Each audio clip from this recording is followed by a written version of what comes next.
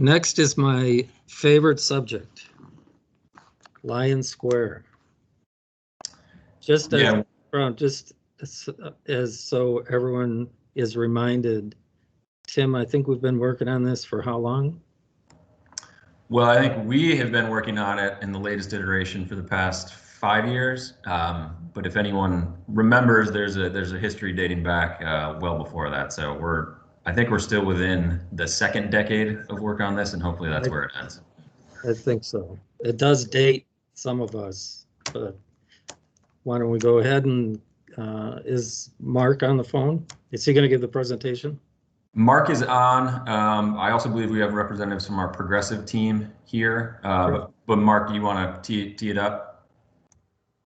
Yeah. Good morning. So I think we've got at least a couple folks from progressive here today. It looks like Nolan and Ryan are both in the meeting.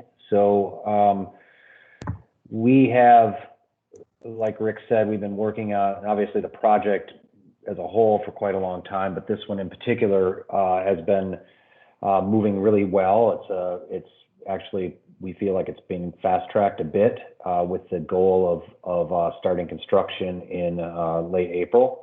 And I think we're still on task for that.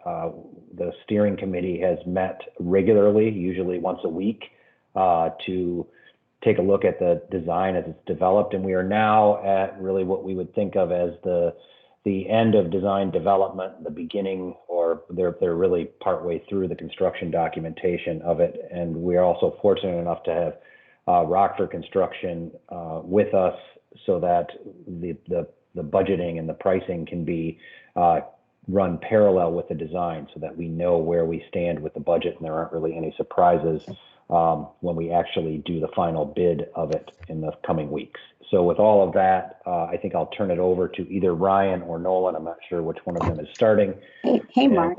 Leave it to them. Yeah. I'll be kicking us off. Okay. Oh, I didn't see you. Sorry, Marsha. No, it's okay. Hi, my name is Mausharie Valentine, and I'm an architect with Progressive AE. And my design team members, Nolan Miller and Ryan Johnson, are on the call today, and we're very glad and grateful to be a part of this time to share about this project. The design principles for this, with our process at Progressive AE, we want to make sure that this project is successful from the very get-go. We want to make sure that we establish how we want to move forward so that it is something that for time to come, people always appreciate and enjoy the space. So we came up with 3 design principles. The first one is to create a flexible 4-season space that brings people together and connects them to their context. This is super important for Grand Rapids because we want to establish a memorable destination that promotes a culture of engagement and inclusion. And finally, create a comfortable shared place for pedestrians and vehicles in an equitable environment.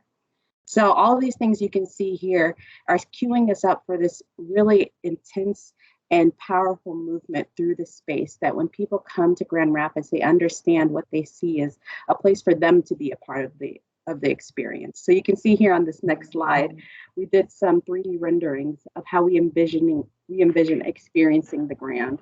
This term we've coined here is thinking about Grand Rapids, and you can see in this street development that you can experience the Grand Rapids. You can experience the actual rapid. You can experience the elements of success in our history and all the things about Grand Rapids that we love to celebrate. So it's, as you look at this overhead structure, you'll see that in the next picture, it has like this flowing and ebbing movement. It's about the rapid. It's thinking about taking the Grand and making it into the topography of making it back to what it originally was. So when we think about in this next picture, you'll see how you get this immersive setting that people want to feel like they're exploring. And for those imagining that they can't get into the water, this is a way for them to experience it for themselves. So it's exciting in these next couple of views that we want to make sure that from above and below, people in the Amway Hotel to those who are passing on Monroe, they feel like they are drawn into the space. And you can see in some of the next pictures too that we want to make sure that people feel comfortable walking along the site. You can see we've looked at ways to make it feel warm and inviting. And when we talk to the development team, the stakeholders, Some of the things that we talked about is light and shadow. How can we incorporate natural elements like water, natural plant material, warm elements that make people feel like this is a place for them to be, yet it still allows cars to use it as a street. So it's really interesting when you see in this next photo here that we've started to take some of the faces of the building that are not warm and inviting, and we're starting to use them as reflective surfaces so that people can see themselves in the environment, and it will draw more natural light into the experience. So as we continue to proceed down the street, you can see how over time and throughout the day, people will get a different experience. So just imagine yourself driving down Lyon Square, down this quote unquote river, and you are heralded into this space where you can say, I want to experience experiencing the Grand Rapids. So I want no one to go ahead and take it over and talk to us more about the overlook for us. Yeah, thanks, Mausharie. One common element that you see throughout these images is the absence of a traditional raised curb, and so what we're introducing here is a flush element to create a common ground plane across the whole site. So it feels like it's more unified and uniform across the ground plane. And we're using pavers and concrete banding to warm up this space and be more inclusive and accessible. So it creates this space that is more flexible and can be programmed for a myriad of events. At the overlook here at the river, we've introduced a separate material that crosses through where the river trail comes across north and south. You can see the river trail delineated with the banding on the sides there. It's a 14-foot wide banding that still encourages movement across the north-south along the river. But this overlook creates a real moment at the river that encourages lingering and can accommodate different types of events. This could be some sort of cocktail event, or it could be weddings, could be something for art prize. In addition to that, we've also introduced a structural element pays a little homage to the history and industry of Grand Rapids. So we're looking at something that kind of mimics some of our bridges and can incorporate some really neat lighting elements and some branding strategies here. And then the flexibility of providing like an overhead canopy and shade structure for different times of the year, and creates this kind of like sheltered experience. So here it is without it. Just to the east of that, closer to the entrance of the exhibitors building, we've created an area called the Garden that encourages those to meander through it and kind of sit and linger and reflect in these areas. It's bermed, so it has an opportunity to buffer some of the noise and from the adjacent vehicular traffic. But it also is going to have quite a bit of vegetation in here and create this really neat canopy and kind of this magical experience in here. So we've placed a couple of large, deep benches, twice as large as what you would typically see. So it kind of encourages this playful element for all ages. And here it is at night. And we've also proposing a fireplace at the terminus of this, of where the garden comes in and approaches the overlook. Again, to go back to one of the design principles, we want to create a four seasons space. So as we know, many months out of the year are quite chilly around here. So having something that warms up the space is really important to this project. So here's a view back to the fireplace. And what we've done here with the overlook, as you would know today, this is basically where the amphitheater sits. And the amphitheater is depressed quite a bit and is a challenge to traverse. If you are going north-south, you have to kind of go around it.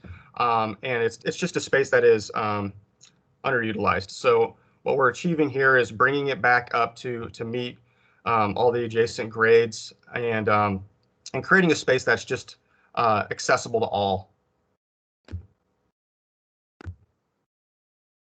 So here's the view from the river, and you can see how it projects over the flood wall a little bit. It kind of embraces the river's edge. What we've done here is actually eliminated the physical access points from what would be the amphitheater. Now there are stairs that come down to the boardwalk at the river's edge. We've eliminated that and encouraged access to the north and south of here. And here's some lighting elements that we're looking at throughout the site. We had an update with the city yesterday that is pushing back on this idea of a new lighting element and wanting to do more of the traditional acorn that they have there now. One of the reasons why we'd rather do something like this style is because of the future plans for the catenary lighting at the beginning that Mausharie presented on. Those lights would perform better if we shielded the lighting down, as you can see with these elements now, as opposed to the acorns that are used throughout the city today. So that's still some dialogue that we're having with the city right now. But these types of contemporary lights would be sprinkled along the Lyon Street and then towards on the promenade south along Wolfgang's and Amway. And then lastly, we have an opportunity to do some really neat lighting effects on the overlook and the garden itself. We're looking at providing a fixture on top of the exhibitors building shining down to create a really neat moonlighting effect. Since it will be a challenge to get really mature large trees in there to provide moonlighting within the tree, we're gonna focus it on the top of the building coming down, so you really get this neat shadowing in the ground plane and then have a neat experience in there that I think will be really unique to Grand Rapids. So you can see what that kind of element achieves here in these photos. You can really focus, like in the top two images, you can really focus what that looks like on the ground plane, or you can have it kind of spill out in the, like you see in the lower images, that creates this really neat ambient lighting. And we also have a drinking fountain that we're introducing here along the river trail that will be a neat filling station for dogs, runners, cyclists, and those in wheelchairs. So we think this is a neat place for that to occur, kind of where everything converges. I think that's it. Any questions?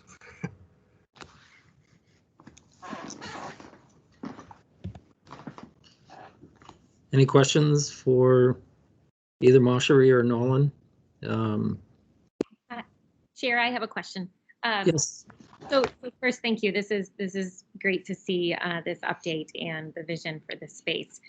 You made a comment about the lighting and that you're working with the city. Can you elaborate? Is there some kind of issue or concern related to the lighting? I personally think the lighting looks like it will be a great addition to the space. Yeah. So yeah, yesterday our lighting designer and electrical engineer met with the city to discuss this new lighting element, because it is unique to not only the site but Grand Rapids. And from a maintenance standpoint, there is a concern of, if something happens to it, do we have, how do we replace it? We don't have, do we have additional stock items? That's the extent of what I know about it right now. But I know that we are approaching it from like its performance, how it performs and how it would perform with the other lighting that is desirable on site, specifically the catenary lighting. And we have concerns for the catenary lighting overhead with it being a conflict with the acorn lighting that's traditional to Grand Rapids. So we feel like if we are to introduce a new lighting element there, it should be consistent throughout the rest of the site. Yeah, one of the things that we actually explored with the design for the lighting is a harmony between what was proposed in the River for All proposal and what is in the city today. And so when you look at the overall design of the fixture that we selected, We looked for something that harkened back to the shape of an acorn, and yet still had the performance value that made sure that we weren't having light spill off. I think most of us understand that we don't want to have light pollution. So this will greatly help in an environmental way, and for the rest of the area. We're basically bringing it closer to what we would want for Grand Rapids.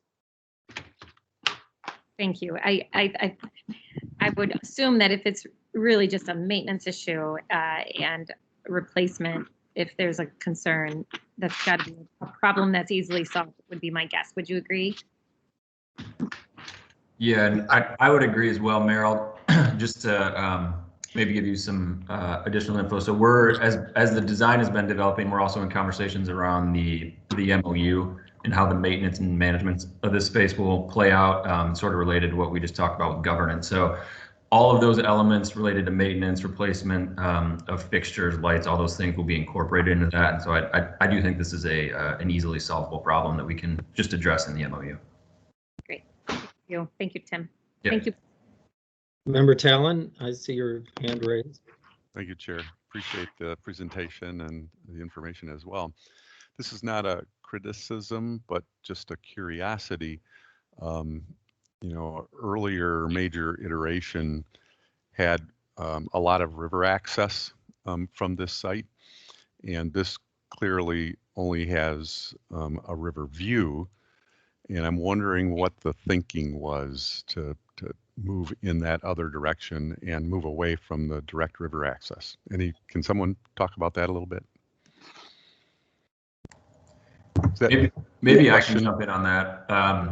I think what we've learned over the years on this project is that it's a complex space to begin with. And as soon as you introduce anything that goes into the floodplain or the river, it gets infinitely more complicated.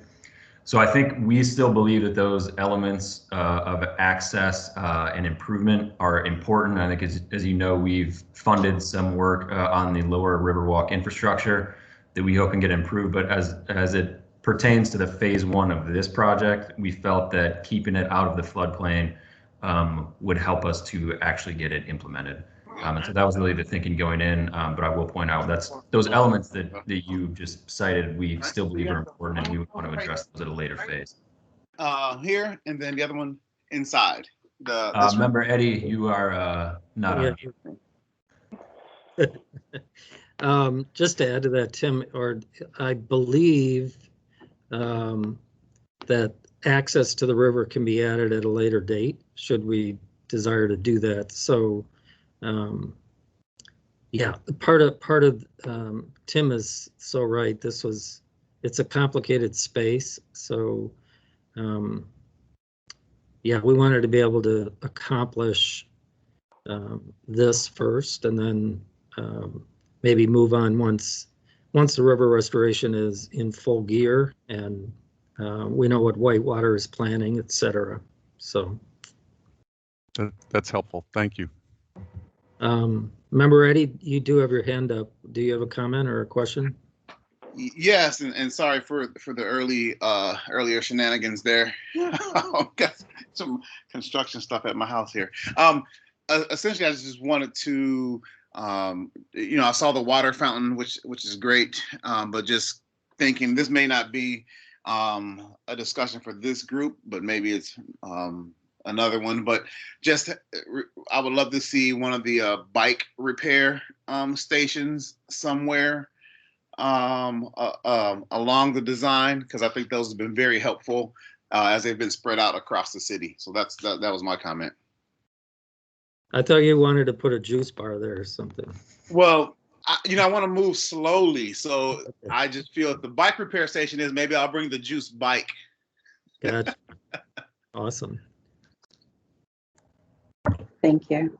Any other comments or questions? Yep. Rick, I failed to mention one of the big elements is that this entire space will be snow melted. It's kind of important. Everything that is not green will be snow melted on this site. Right.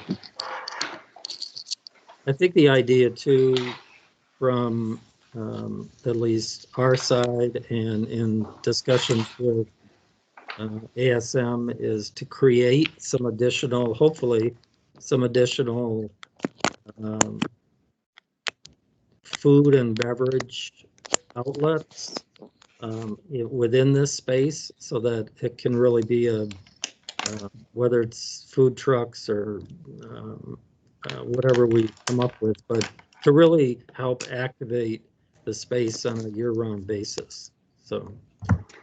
Yeah, that's a great point, Rick. One of the things that we did, and if you can go to the overall plan, Nolan, one of the things that we did is we wanted to make sure that that central space in the middle could be an activation zone where people could gather and meet and have events and venues, and that first entry area off of Monroe would be a welcoming area that draws you and funnels you to that space. And then that last area at the end near the river is like the celebrated moment where people can converge and dwell on the site. So we see a lot of opportunity for different types of people to engage the space in numerous ways. Thanks for that, Mausharie. One other thing to point out as we're kind of looking at the next item of World of Winter, we are also looking at opportunities to have a more permanent installation of the projection mapping that's going on down there. This, again, that wouldn't be part of this phase of the project, but we've seen some great success in activating the space with that current installation, and so we are looking at a way to make that permanent because it has been so successful. So just keep that in mind.